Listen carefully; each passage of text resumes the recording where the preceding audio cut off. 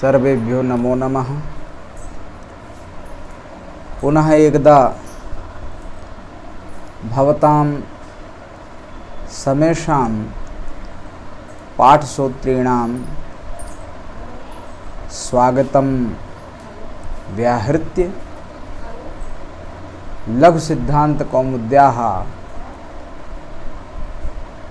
मया पाठः आरभ्यते।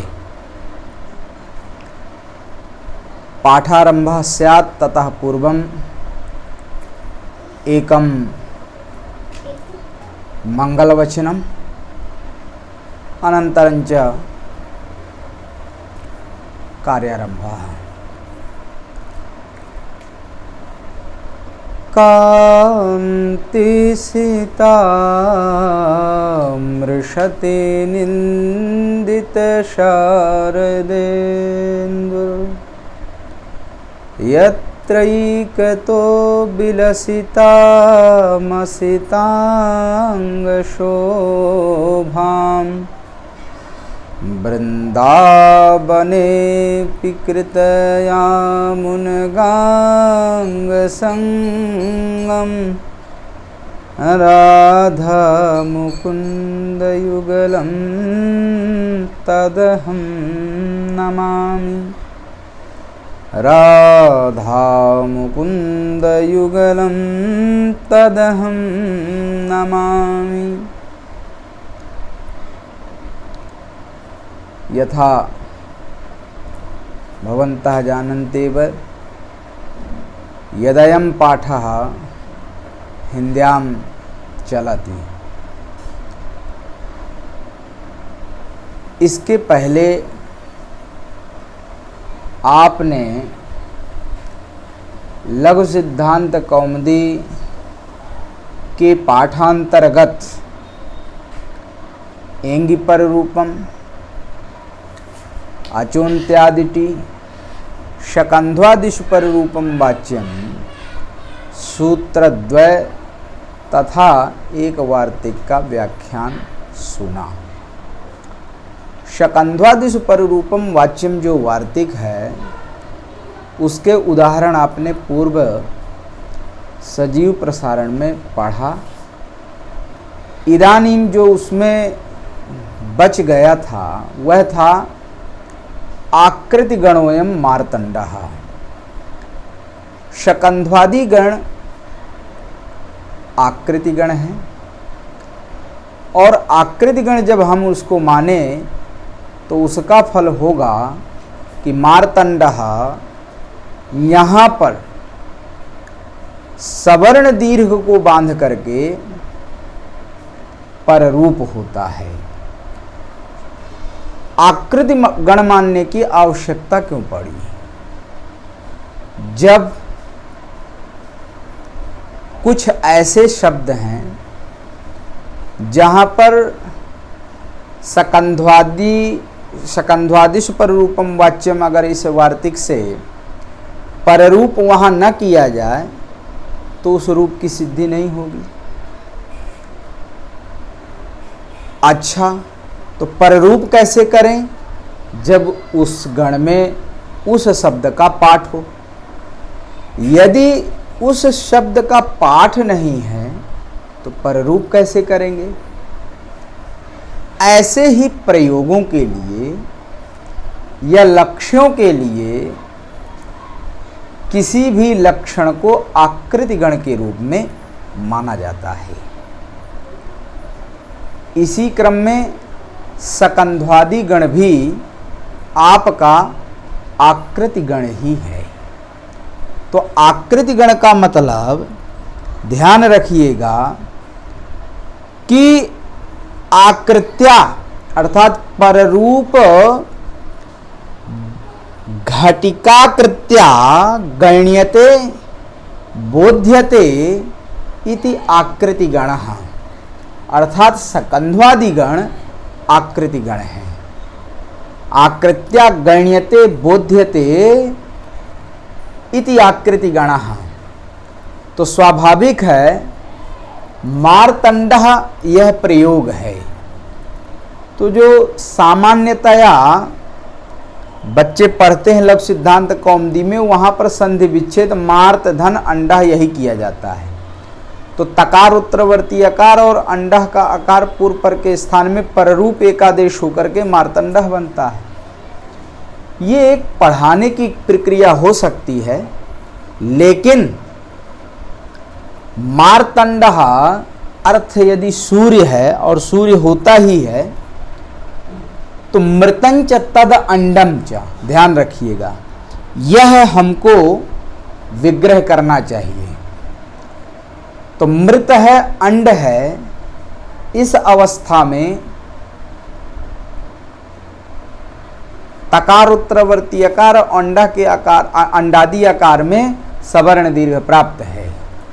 उस सवर्ण दीर्घ को जब हम सकंध्वादि गण को आकृति गण मान लिए तो उस सवर्ण दीर्घ को बांध करके यहाँ पर पररूप होता है, मृतंड शब्द बनता है।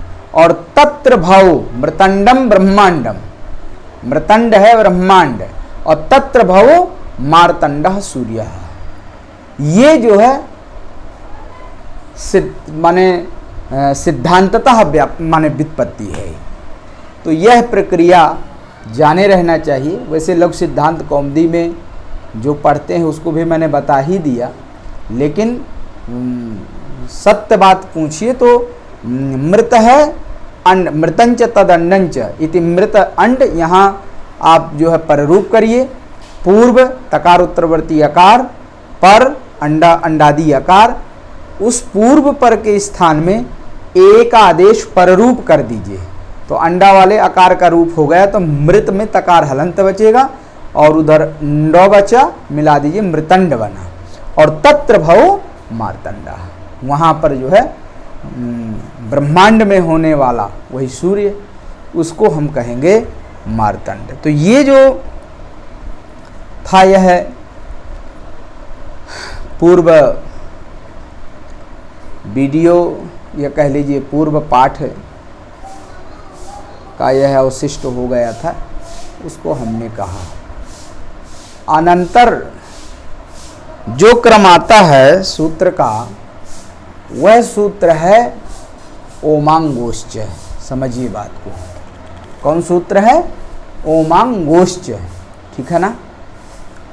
ओम च आंग च इति ओमांगौ तयोः ओमांगोः, अर्थात ओमी आंगी च परे, ध्यान रखिएगा, ये ओमांगोः सप्तमी का द्विवचन है। आत यहां पर आएगा ही आएगा।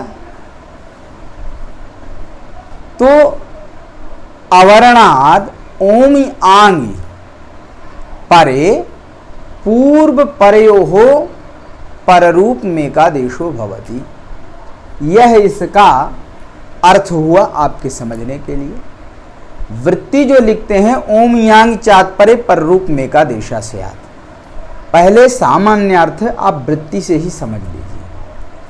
ओमांगो माने ओम आंग के परे रहते, तो ओम आंगी च अर्थात ओम परे रहते और आंग परे रहते, अर्थात ओम पर में हो अथवा आंग पर में हो। किससे? अवर्ण से। आत माने अवर्णात परे, अवर्ण से यदि पर में ओम अथवा आंग हो तो यहां पर भी एक पूर्व प्रयोग का अधिकार है। तो पूर्व स्थानीय और पर स्थानीय जो हुए उसके स्थान में पररूपम एकादेशः स्यात्, वहां पर पररूप एकादेश होता है। तो इस तरह से ओमांगोश्च इस सूत्र का अर्थ हुआ। समझ में आई बात? अनंतर आप जब देखेंगे उदाहरण, तो उदाहरण है शिवाय ओम नमः। क्या उदाहरण है? शिवाय ओम नमः। तो शिवाय है, ओम नमः है। जैसा कि आप जानते हैं नमः पद के योग में नमः स्वस्ति स्वाहा स्वधा अलम व खड्योगाच, इस सूत्र के द्वारा उपपद चतुर्थी विभक्ति का विधान होता है। तो यहाँ पर शिव शिव से जब चतुर्थी विभक्ति हो गई तो शिवाय हो गया, नमः पद का योग है ही, ठीक है ना। तो शिवाय और ओम है। ओम क्या है? ओम चादी में इसका पाठ है, तो ओम यह एक अव्यय पद हुआ। चादिषु पाठः स्वीकर्तव्यः अथवा कृण्मे जनतः इति अव्यय सूत्रेण अव्ययत्वम अवगंतव्यम। अव्यय समझिए, अव्यय तो है ही, तो मान तत्वेन अव्ययत्व अथवा चादी में पाठ मान करके अव्ययत्व ओम का आप स्वीकार कर सकते हैं। ओम शब्द के अर्थ की यदि बात करें तो अवरक्षणे धातु है, अवति रक्षतीति ओम ईश्वरः ब्रह्म वा। समझिएगा, ओम शब्द का अर्थ होता है ईश्वर, ब्रह्म। तस्य वाचकः प्रणवः, यह योग सूत्र में लिखते हैं। ओम इत्येकाक्षरम ब्रह्म, यह भगवद गीता में भी उल्लेख है। तो इस तरह से ओम शब्द का अर्थ ईश्वर होता है। अवरक्षणे धातु से इसकी सिद्धि है, ओम बनता है। शिवाय है, ओम है। आत अवर्ण कौन है? शिवाय में यकार उत्तरवर्ती आकार, उससे परे ओम शब्द आप देख ही रहे हैं। उस ओम के परे रहते पूर्व आकार पर ओ, इनके स्थान में पर का रूप क्या है? ओ। तो आ ओ के स्थान में ओ हो जाएगा, यकार हलंत बचा, तो शिवाय ओम नमः, ओम मिला दीजिए, शिवाय ओम नमः। मांत पद होने के कारण मौन स्वर से जो ओम का मकार है उसको अनुस्वार कर दीजिएगा। उदाहरण जब आप वहाँ देखेंगे तो शिवाय ओम नमः ऐसा वहाँ पर लिखा हुआ है। द्वितीय जो उदाहरण है वह है शिवेहि। चूंकि दूसरा निमित्त आंग है, माने अवर्ण से यदि आंग पर में है तो भी पूर्व पर के स्थान में पररूप एकादेश होता है। देख लेते हैं। आंग उपसर्ग पूर्वक इणगत धातु से लोट लकार के मध्यम पुरुष में आप माने लोट लाओ, सिप करो, ही करो, इस तरह से इही बनता है। समझ में आई बात? आंग उपसर्ग पूर्वक इही माने इणगत धातु से लोट मध्यम एक वचन में इही है।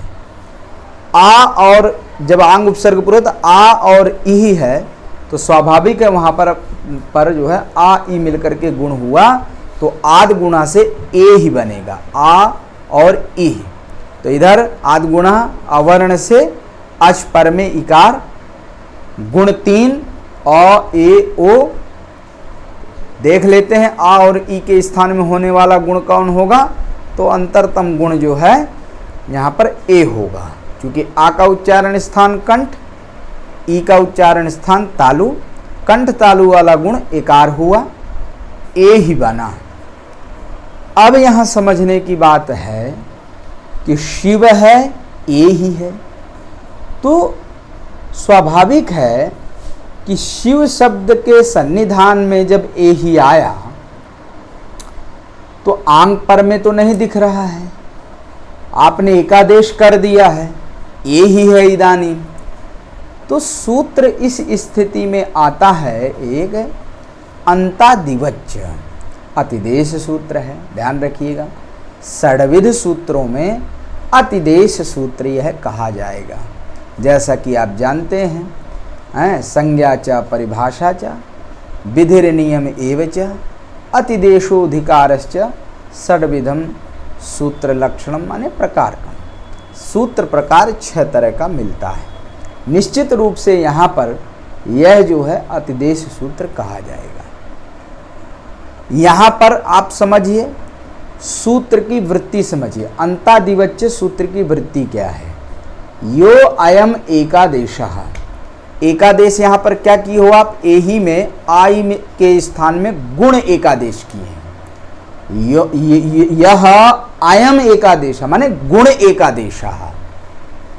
यो अयम एकादेश सह पूर्वस्यांतवत् परस्य आदिवत्। ठीक समझ में आई बात? अर्थात जो पूर्व है, पूर्व को अंतवत भाव, और पर है जो स्थानीय उसको आदिवत भाव। ये चीज जानी रहिए। समझ में आई बात?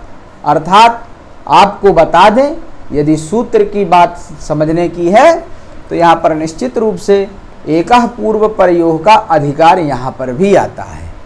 तो एकः पूर्व प्रयोग का अधिकार है, एक पद से एकादेश आपको यहाँ ग्रहण करना है। एकादेशः, समझ ना? तो एकादेश के स्थानीय द्वय हैं, 2 स्थानीय है, ठीक है ना? स्थानीय द्वयम, एक पूर्व स्थानीय है और एक पर स्थानीय है। तो पूर्व स्थानीय यहाँ पर आ था, पर स्थानीय यहाँ पर इकार है। समझिएगा बात को, ठीक है ना? तो स्थानीय पूर्वो वर्ण और परो वर्ण, परवर्ण ये है। तो पूर्व स्थानीय जो आ है वह अंतवत, अर्थात इदानीम जो ए है, ए ही का एकादेश, वो पूर्व स्थानीय की तरह है। समझिए बात को। अर्थात पूर्व जो वर्ण है, अर्थात पूर्व स्थानीनः अंतवत, ध्यान रखिएगा, अंतवत हो जाएगा। अर्थात आंग तो बुद्धि उसमें ए में अतिदिष्ट हो जाएगी। अर्थात एकादेश जो ए है, गुण एकादेश, वहाँ पर आप अतिदेश सूत्र के बल पर आंग तो बुद्धि लाने में पूर्वांतवद भावे ने वहाँ पर आंग तो आप ला लेंगे। समझ लेना?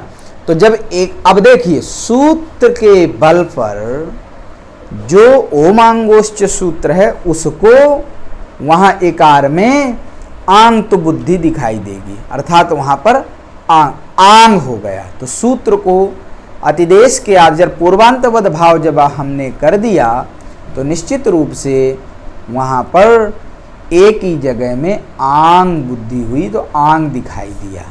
तो ठीक है, अवर्ण कौन हो गया? शिव का वकारोत्तरवर्ती आकार। उससे पर एही में इकार में जो एकादेश है उसमें आंग तो बुद्धि हो गई। अंतादिवच्य सूत्र के बल पर तेन वहाँ पर आंग पर परे रहते पूर्व पर के स्थान में पर रूप एकादेश होगा। तो आ और ए के स्थान में ए एकादेश हो गया, पर रूप एकादेश। तेन वकार हलंत बचा, शिव है, ए ही है, मिला दीजिए, शिवे ही बन गया। अब यहाँ पर जो समझने की बात है, लघु सिद्धांत कौमुदी में अनेक बार गुरुजन दूसरी प्रक्रिया को भी पढ़ाते हैं, हम लोग भी पढ़ाते हैं, आप लोग भी सुने होंगे। समझ रहे हैं? तो जो हमने बताया वहाँ पर तो किसी तरह का कोई प्रसंग नहीं है भाई, ये ही है पूर्वांतवद भावे ने आंग तो बुद्धि की, आंग के परे, अवर्ण से आंग परे रहते पर रूप एकादेश कर दिए, शिवे ही बन गया। तो फिर वो क्या है प्रक्रिया? तो ध्यान रखिएगा, उस प्रक्रिया को समझिए। वहां पर क्या है, जब हम इसी शिवे ही को वाक्य संस्कार पक्ष में समझते हैं, उसकी प्रक्रिया को उसको बनाते हैं, तो वहाँ पर वह संपूर्ण प्रक्रिया हम लोगों को समझनी चाहिए। उस पर भी विचार कर लेते हैं, जब विचार चल ही रहा है तो उस पर भी कर लेते हैं। वाक्य संस्कार पक्ष की बात है, समझिए। वाक्य संस्कार पक्ष में क्या है? शिव है, आ है, ई ही है, समझिएगा, मतलब तीनों चीजें हैं। यहां पर क्या है, शिव है, आ है, यहां पर सवर्ण दीर्घ प्राप्त है। एक बात, आ है, ई है, यहां पर गुण प्राप्त है। आई मिलकर के गुण प्राप्त है। शिव में वकार उत्तरवर्ती आकार और आंग के आकार को लेकर के दीर्घ प्राप्त है। गुण दीर्घ यो हो प्राप्त, माने गुण और दीर्घ, दीर्घ और गुण दोनों प्राप्ति की स्थिति में कौन सी प्रक्रिया हो, क्या हो, तो ध्यान रखिएगा, यदि हम पहले सवर्ण दीर्घ कर दें, समझ में आ रही बात, चूंकि सवर्ण दीर्घ कहा यह जाता है कि वह गुण का अपवाद भूत है। समझ में आ रही बात, तो निश्चित रूप से यहाँ पर, और वैसो भी पूर्वोपस्थित तत्व है, प्रारंभ से चलेंगे तो पूर्वोपस्थित तत्व ने अंतरंगत्व भी है, गुणापवादत्व भी है। तीन क्या होगा, यदि पहले हमने दीर्घ कर दिया वकार उत्तरवर्ती आकार और आंग के आकार में, तो शिवा हो गया, इधर ई ही है, तो आ ई मिल करके गुण एकादेश अनंतर हो गया। दीर्घ के बाद शिवे ही इस रूप की सिद्धि हो ही गई, तो पुनः आंग ग्रहण क्यों किया गया, अर्थात आंग ग्रहण का यहाँ पर व्यर्थ देखने को मिला। समझ में आ रही बात, यदि इस प्रक्रिया से वाक्य संस्कार पक्ष में यदि ऐसे हम करें तो निश्चित रूप से यहाँ पर गुण और दीर्घ की प्राप्ति स्थिति में पहले अपवादत्वा दीर्घ हो, शिवा ही हो जाए, अनंतर गुण हो, शिवे ही हो जाए, गुणेन सिद्धे, तो फिर निश्चित रूप से आंग ग्रहण आपका व्यर्थ हो जाएगा। अब अगर आंग ग्रहण व्यर्थ हुआ तो फिर आंग ग्रहण क्यों किए भैया, उसी रूप सिद्धि के लिए तो आंग ग्रहण किया गया था, और यदि उसकी सिद्धि ऐसे ही हो गई तो निश्चित रूप से आंग ग्रहण का व्यर्थ आपादित हुआ। और ध्यान रखिएगा, आंग ग्रहण सामर्थ्यादेव, समझिए, आंग ग्रहण व्यर्थ हुआ और आंग ग्रहण व्यर्थ पढ़ करके वह ज्ञापन करता है कि धातुपसर्गयोः कार्यम अंतरंगम। शिव है, आ है, ई है, इस स्थिति में धातु और उपसर्ग कौन है? पहले तो हम लोग अंतरंगत तो दीर्घ और गुण में ही सब, अरे दीर्घ में ही सिद्ध कर दिए थे, अपवादत्व तो भी दीर्घ में आ गया था। लेकिन जब आंग ग्रहण व्यर्थ हुआ तो वही व्यर्थ पढ़ करके ज्ञापन, उसी से ज्ञापन होता है कि धातु और उपसर्ग का कार्य अंतरंग होता है। तो कहा अंतरंग होता है तो होता रहे, उससे क्या होता है।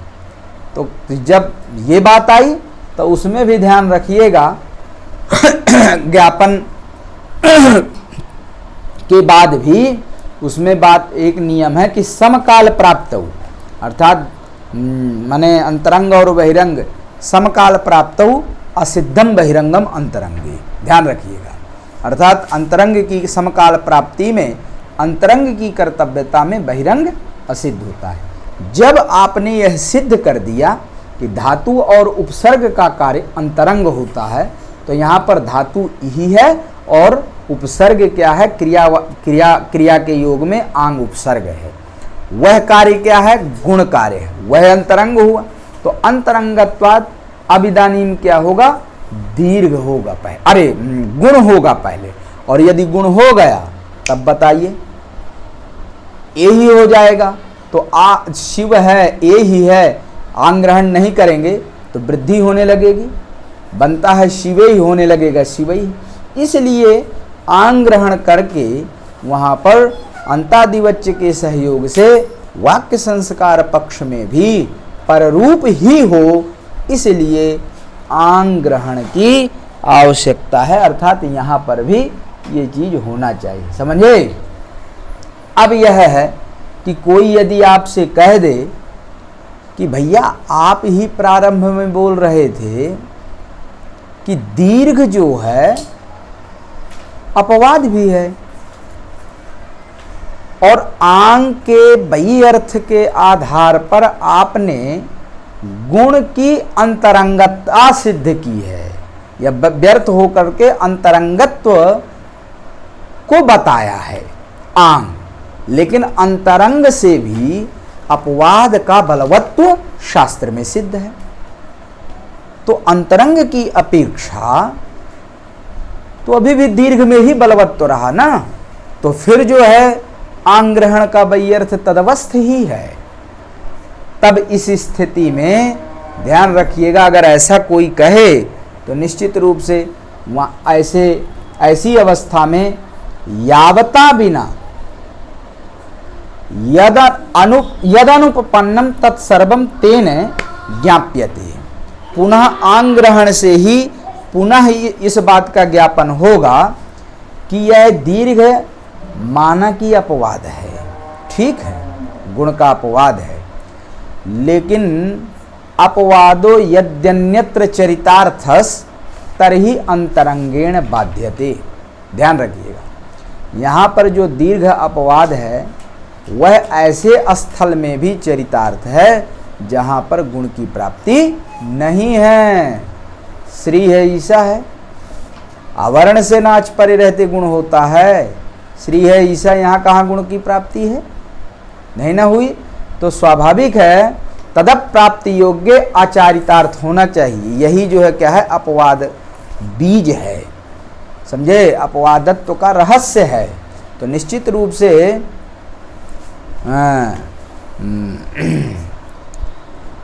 जो गुण है, गुण के अप्राप्ति योग्य स्थल में दीर्घ का चारितार्थ है। स्वाभाविक है अपवादत्व उसका नहीं बन पाएगा, और आंग ग्रहण से ही इस बात का ज्ञापन भी हुआ कि यदि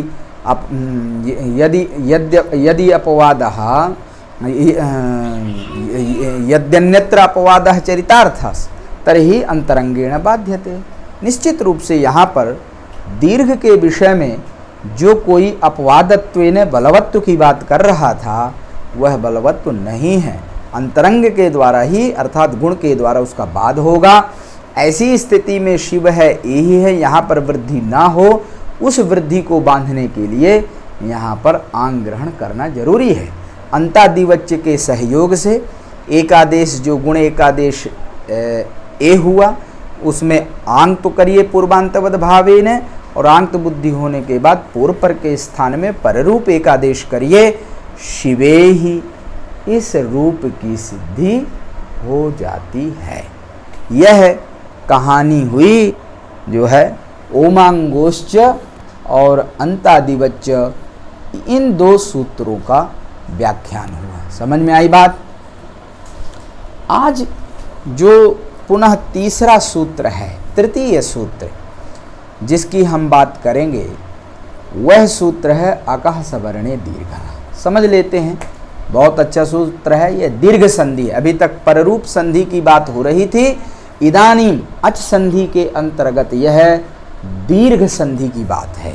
बहुत अच्छी तरह से समझिएगा, बहुत जगह जो प्रतियोगी परीक्षाएं हैं वहाँ पर भी आपको पूछा जाएगा, इसलिए दीर्घ संधि को भी बहुत ही अच्छे तरीके से हृदयंगम पूर्वक आप पढ़िए। देख लेते हैं, सूत्र है अकः सवर्णे दीर्घः, ठीक है। यहाँ पर भी एकः पूर्व प्रयोग का अधिकार होगा ही, ठीक है ना, उसको लाइए। अची भी आएगा, कोई अनच से चल ही रहा है, ठीक है। वृत्ति में जो लिखते हैं वृत्तिकार, अकः सवर्णेचि परे पूर्व परयोः दीर्घ एकादेश स्यात्। समझ में आ गई बात? अर्थात पूर्व पर के अक से सवर्णी अच, सवर्णे है ही, अक से सवर्णी अच यदि पर में है तो पूर्व और पर के स्थान में, स्थानियों के स्थान में एक दीर्घ एकादेश होता है। समझ में आ रही बात? लेकिन सवर्णी अच होना चाहिए, ठीक है। तो देख लेते हैं उदाहरण क्या है। दैत्यस्य अरिहि इति दैत्यारिहि, माने दैत्यस्य अरि षष्ठी समास कर दीजिए, दैत्य है अरि ही है, तो दैत्य है अरि है, यहां पर सूत्र लगाएंगे अकह सवर्णे दीर्घा। ठीक है ना, क्या सूत्र लगाएंगे? अकह सवर्णे दीर्घा। यहां पर प्राप्ति किसकी है? तो ध्यान रखिएगा, यहां पर अवर्ण से अच पर में है अरि का आकार, तो यहां पर गुण की प्राप्ति है। किसकी प्राप्ति है? आदि गुणा से गुण की प्राप्ति है। श्री है, ईशः है, यहां पर पहले से ही इको यणच इस सूत्र की प्राप्ति है। ध्यान रखिएगा, इक के स्थान में यणादेश होता है, अच परे रहते हैं, समझे? तो अजब व्यवहित पूर्वत्व विशिष्टस्य इकः स्थाने यणादेशो भवति इत्यर्थात्मक जो सूत्र इको यणचि हुआ, उस सूत्र से यहाँ पर यण की प्राप्ति है। और उस ध्यान रखिएगा, आद गुण से गुण और इको यण से यण, इन सूत्रद्वय समुदित का यह अपवादत्व है। ध्यान, इसका यह अपवाद है। तो निश्चित रूप से अपवादत्व ने यहाँ पर दैत्य अरिह में गुण की जो प्राप्ति, उसको अपवादत्व ने बांध करके यहाँ पर क्या होगा? दीर्घ एकादेश हो जाएगा। तो सूत्र घटाइए, अक प्रत्याहार है, जिसके अंतर्गत अयुण के आकार से लेकर के रिलरिक के ककार तक वर्ण आएंगे, माने अ ई उ रिल री। ठीक है ना, आ ई उ रिल री 5 वर्ण हुए। ठीक है ना, अक प्रत्याहार में। उस अक से सवर्णी अच, तो सवर्णी अच के अंतर्गत अक ही होगा। ध्यान रखें, सवर्णी अच तो विशिष्ट अक ही होगा, सवर्णी अच दूसरा नहीं होगा। अर्थात ककार के बाद एओ और अय्यव बचते हैं, समझे? तो वो नहीं हो सकते हैं। सवर्णी जो है अच तो केवल अक में ही रहेगा। बहुत सरलतम तरीके से और समझाऊं आपको, जिससे आपको जो आधुनिक एमए वाले छात्र हैं, यदि वो भी सुनते हैं तो ध्यान रखिएगा, सेम वर्ण माने अक है तो अ ई उ रिल री आए, और सेम वर्ण उधर आ के बाद यदि आ ही है, माने उसके अंतर्गत दीर्घ हो सकता है, प्लुत हो सकता है, लेकिन हो आ ही। एक तरह से कह लीजिए कि अत्व जाति विशिष्ट, तो अत्वावच्छिन्न त्रयोपि अकाराः भवितुमर्हन्ति, तीनों के तीनों आकार हो जाएंगे अत्वावच्छिन्न। तो जात्या यदि बात करें, जात्या यथा संख्य यदि ले लिया जाए, तो निश्चित रूप से अ के बाद यदि आ है, जैसे विद्याधन आलया है, दोनों तरफ आ है, तो पूर्व पर के स्थान में दीर्घ एकादेश होता है तो विद्यालय बनता है। तथैव यहाँ पर भी दैत्य है, यकार उत्तरवर्ती यकार, इधर अक हुआ, सवर्णी अच कौन हुआ? अरि का आकार हुआ, पूर्व यकार उत्तरवर्ती यकार, पर अरि का आदि आकार, पूर्व पर के स्थान में दीर्घ एकादेश करेंगे तो निश्चित रूप से बड़ा आ हो जाएगा, यह हलंत बचेगा। दैत्य है, आ है, रिहि है, मिला देंगे अज्जीनम परेण संयोज्यम दैत्यारिहि, यह प्रयोग बन जाता है। उसी प्रकार से आ के बाद क्या हुआ? ई, तो श्री है, ईशः है। देख लीजिए, वही इकार बाद में यदि है सेम, वो दीर्घ हो जाए, प्लुत हो जाए, कोई हो जाए, ह्रस्व हो जाए, वही सवर्णी अच कहलाएगा। तो उसके परे रहते पूर्व पर के श्री में रेफोत्तरवर्ती ईकार और शीशा का आदि इकार, पूर्व पर के स्थान में दीर्घ एकादेश आपने किया तो स्र इधर हलंत बचा, उधर शाह बचा, स्रा में ई मिला दीजिए तो श्री शाह। इस तरह से यह भी प्रयोग बन गया, श्रिया ईशः श्री शाह। समझे? समास करिए, विष्णोः उदकम, विष्णु उदकम इति विष्णुदकम, तो विष्णु है, उदकम है। यहाँ पर निश्चित रूप से पूर्व में कौन है? उकार है, पर में भी सेम वर्ण वही उकार है। पूर्व पर के स्थान में दीर्घ एक आदेश उकार कर दीजिए। विष्णण हलंत बचा, उधर दकम बचा, मिला दीजिए विष्णु दकम। इस तरह से उकार इनके उदाहरण। होत्रिधन ऋकारः है, समझिएगा बात को। तो इधर देखेंगे होत्री में तकार उत्तरवर्ती ऋकार है, तत्सवर्णी अच उधर भी ऋकार, होत्रीकारः। उसी प्रकार से चूंकि रिलरी वर्णयो सावर्णम वाच्यम के आधार पर आप पढ़ के आए हैं, जानते हैं कि रिलुरी की सवर्ण संज्ञा होती है।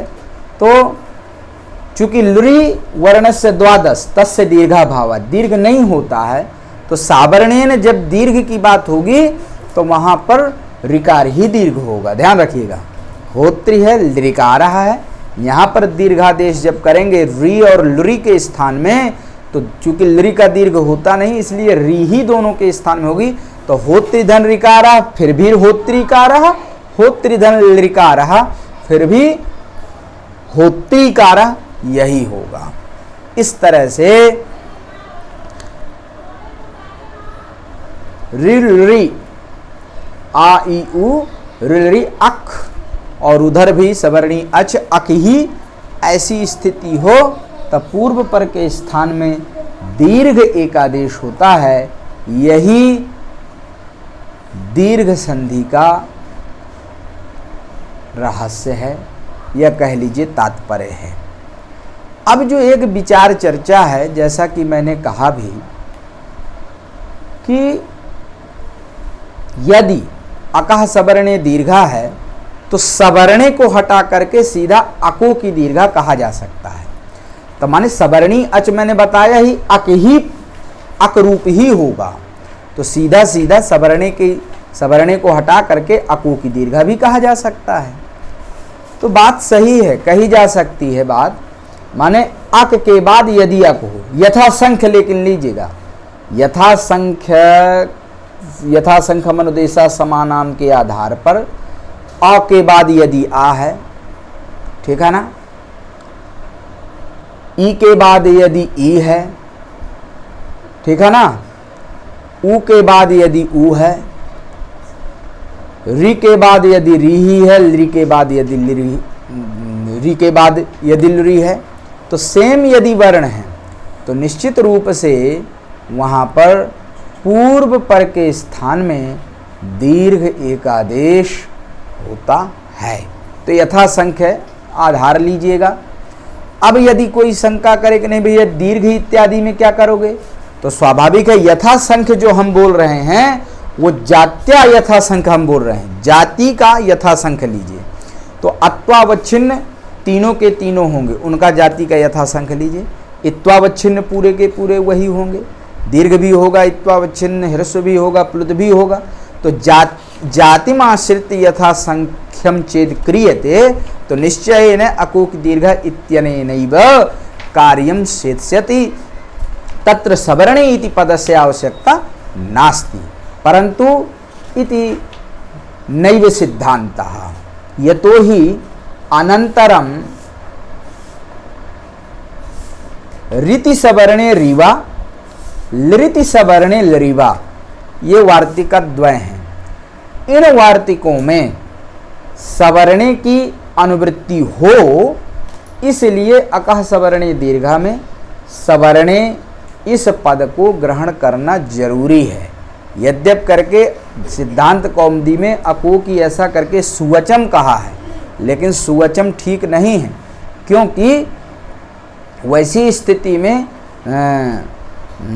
रेफद्वय घटित जो ऋति सवर्णे रीवा री यह आदेश विकल्प से करने की बात है, उसके लिए वहाँ पर, और लृति सवर्णे लरीवा लद्वय घटित जो वहाँ पर लृ आदेश करने की बात है, वहाँ पर सवर्णे पद की अनुवृत्ति यथा हो जावे, इसलिए सवर्ण ग्रहण करना चाहिए, सुवचम नहीं कहा जा सकता। तो यही लगभग इन सूत्रों का और आज के पाठ का तात्पर्य रहा और आप लोग मेहनत से सुनिए।